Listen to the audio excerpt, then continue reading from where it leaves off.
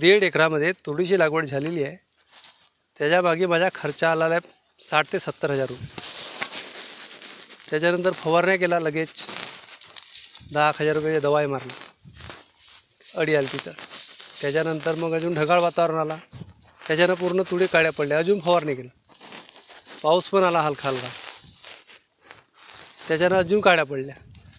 तर आपलं 50 ते 60 हजार ते 20 हजार 70-80 हजार रुपये खर्च आलेला आहे.